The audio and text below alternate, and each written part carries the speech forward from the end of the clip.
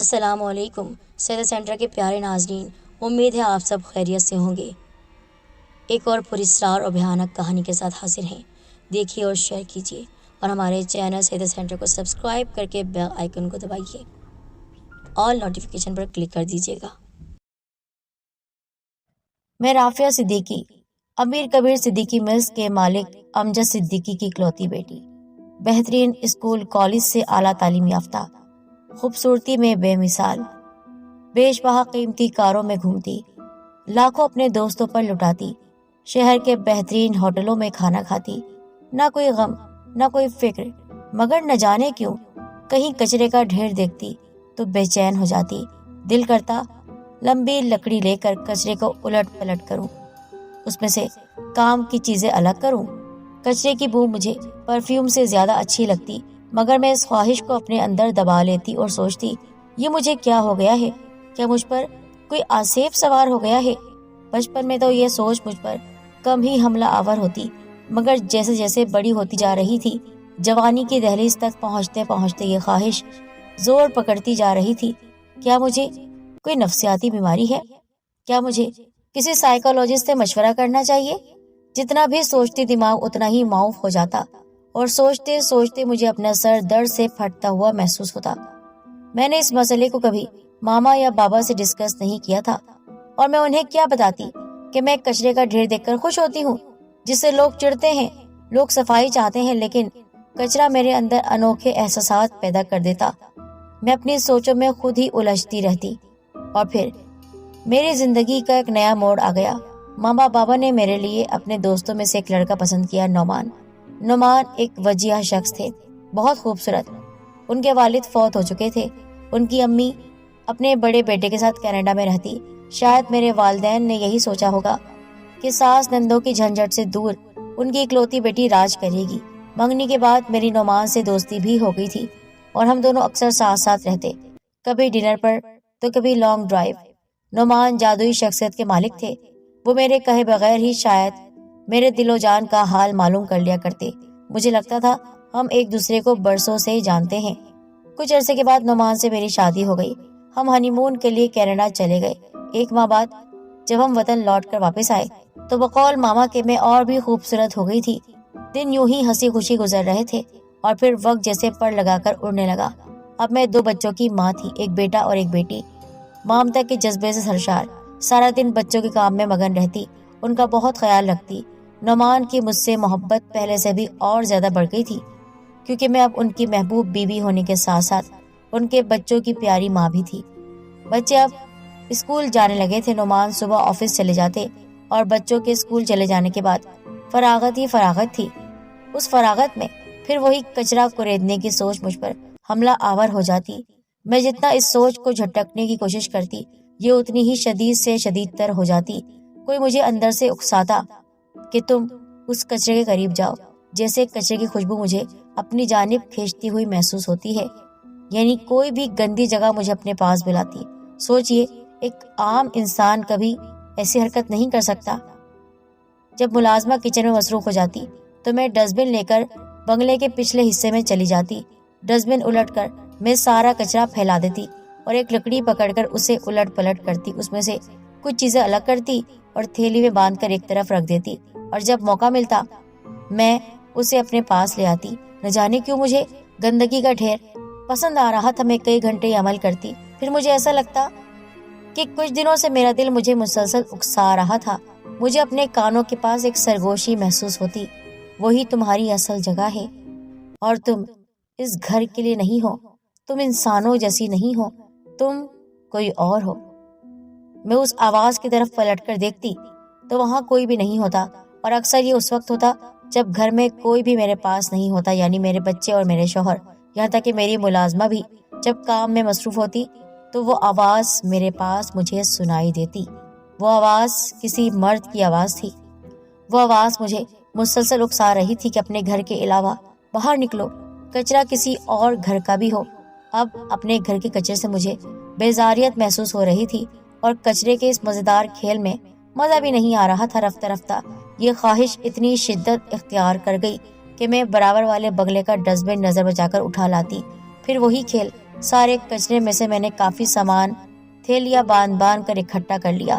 یہ تھیلیاں مجھے زندگی بھر کی کمائی کی طرح عزیز تھیں، اور جو بھی مجھ سے یہ کام کروا رہا تھا، نہ جانے کیوں وہ رات کے پچھلے پہر میرے پاس آتا اور پھر مجھے کچھ بوجھ سا محسوس ہوتا۔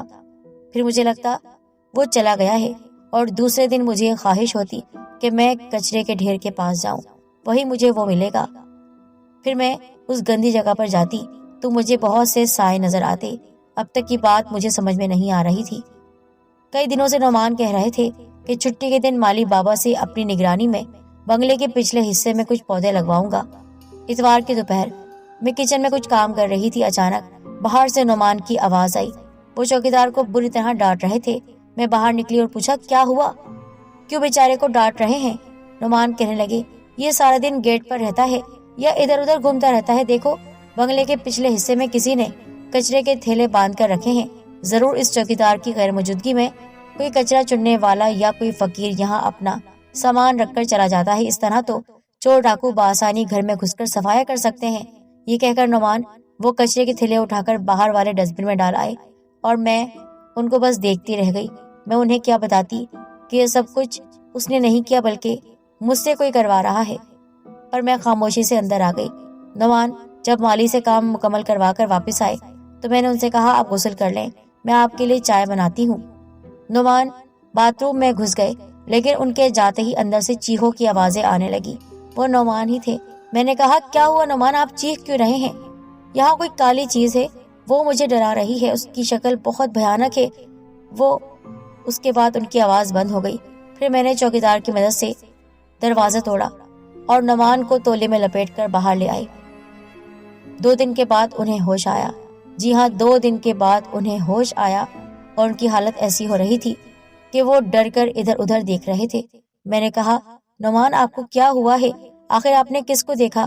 مجھے نہیں پتا، لیکن جیسے ہی میں نے کچرے کے ڈھیروں کی وہ تھیلیاں باہر پھینکی، مجھے ایسا لگا کہ میرے کندھے پر ایک بوجھ سا آ گیا ہے، اور پھر جب میں نہانے گیا تو وہ مجھے ڈرا رہا تھا۔ نعمان کی حالت کافی دنوں تک رہی۔ پھر ایک دن میں نے چوکیدار سے کہا کہ تم صاحب کے لیے کچھ فروٹ لے آؤ تاکہ ان کو توانائی آ جائے، کیونکہ ان کی حالت بہت ہی زیادہ خراب ہو رہی تھی۔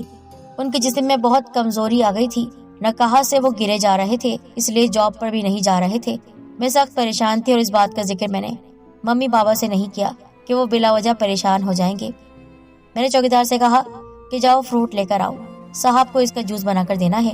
وہ فروٹ لینے چلا گیا۔ پھر نہ جانے کیا ہوا، میں اسے جاتا دیکھتی رہی۔ اس کے نظروں سے اوجھل ہوتے ہی وہ کچرے کی تھیلیاں اپنی اتنے دن کی محنت ڈسٹ بن سے نکال کر لائی اور اسٹور روم میں حفاظت سے چھپا دی۔ مجھے ایسا لگا جیسے میرا خزانہ لٹنے سے بچ گیا ہے۔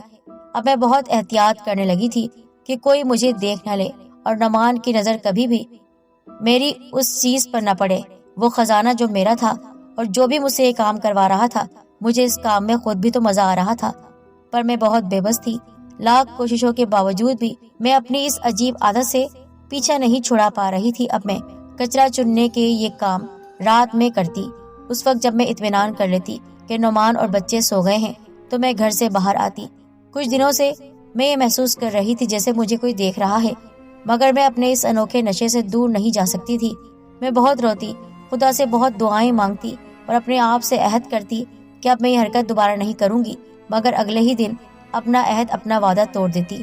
کوئی میرے اندر سے مجھے پکارتا اور تسلی دیتا، دیکھو تم کوئی گناہ نہیں کر رہی، بلکہ تم وہی کر رہی ہو جہاں کی تم پیداوار ہو، تم وہیں پیدا ہوئی ہو۔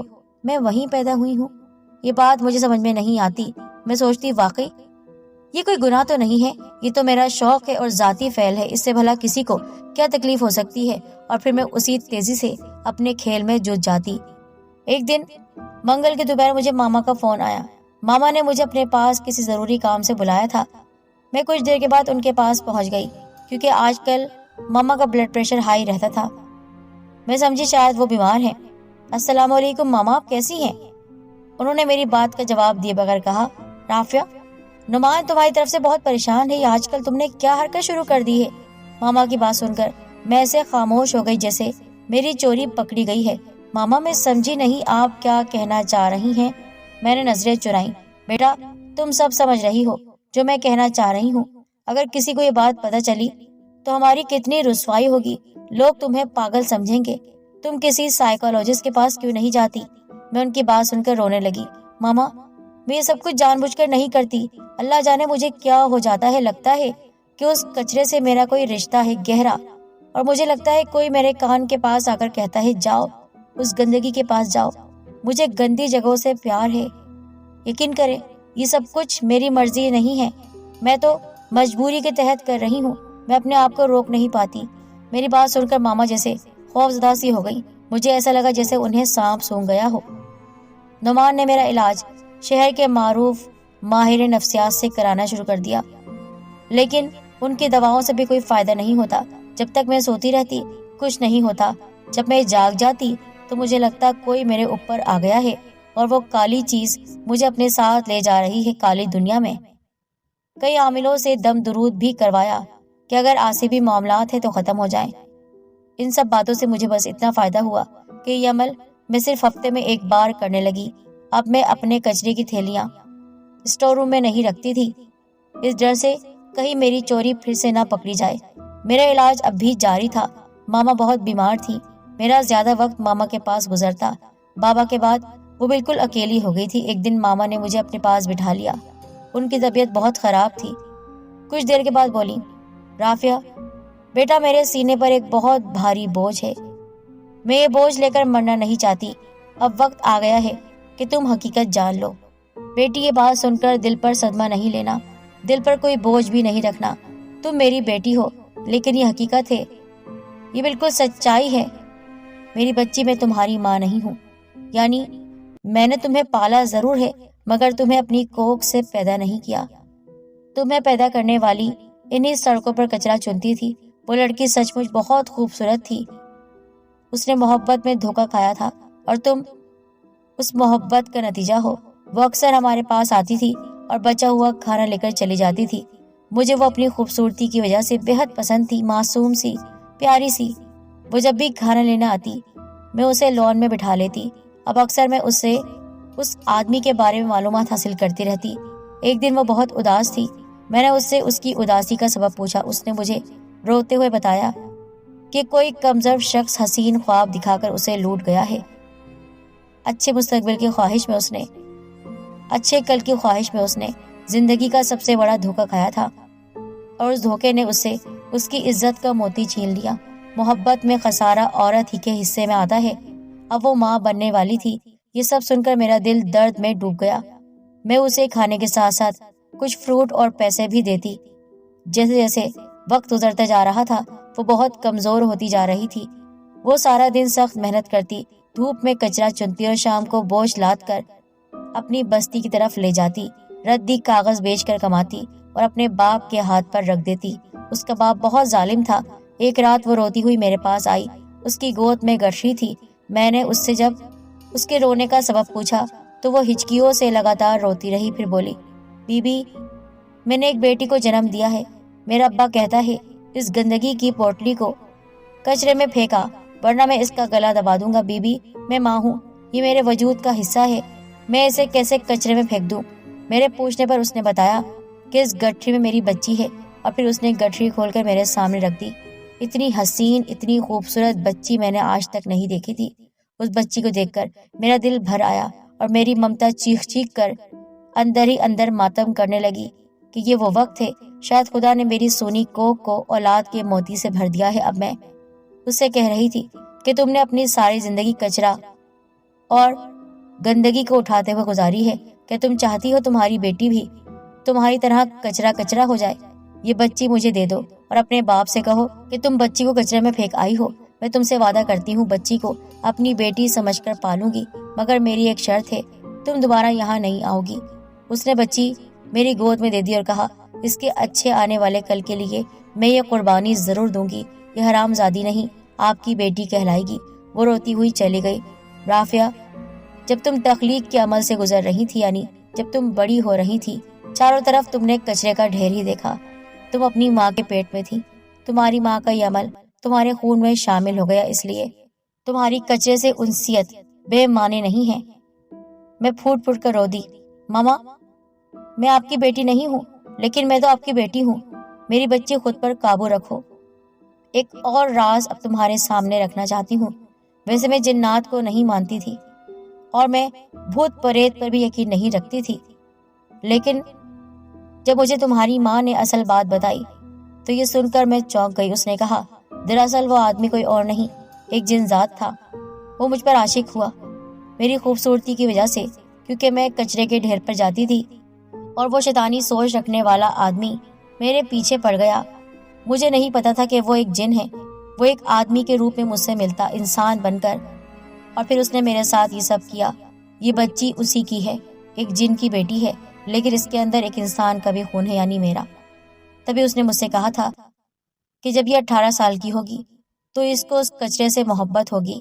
میری بچی، جب تم چھوٹی تھی تو تبھی تم کچرے کے پاس نہیں جاتی تھی، لیکن جیسے جیسے تم بڑی ہو رہی تھی تمہارے اندر اس کچرے میں جانے کی خواہش بڑھتی جاتی، اور پھر تم کہتی تھی نا کہ تمہیں آواز آتی ہے، وہ آواز تمہارے باپ کی ہی ہے، وہ تمہیں ہم سے چرانا چاہتا ہے۔ تبھی میں عامل بابا کے پاس گئی۔ لیکن ماما، میں بھی تو جاتی ہوں۔ نہیں، تمہارے جو عامل بابا ہیں وہ اتنے طاقتور نہیں ہیں۔ نعمان کو میں نے کہا کہ تمہیں کسی سائیکولوجسٹ کے پاس لے جائے۔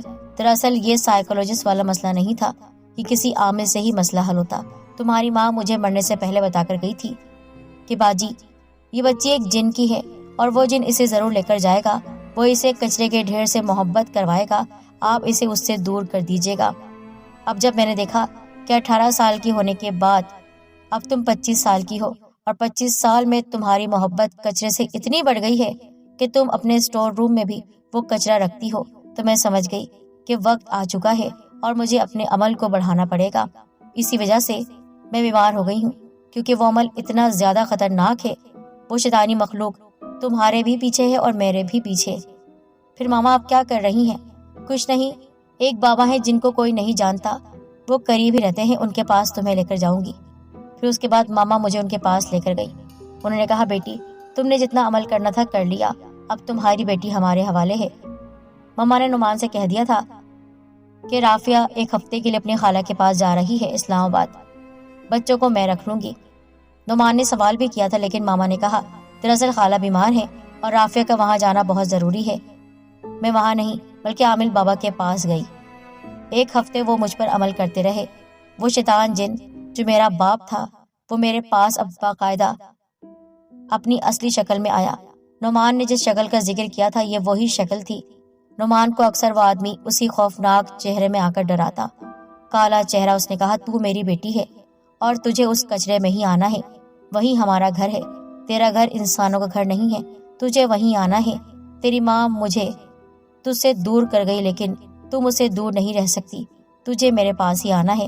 پر عامل بابا نے ایک ہفتے کی جان توڑ محنت اور وظیفے کے بعد آخر اسے جلا کر راکھ کر دیا۔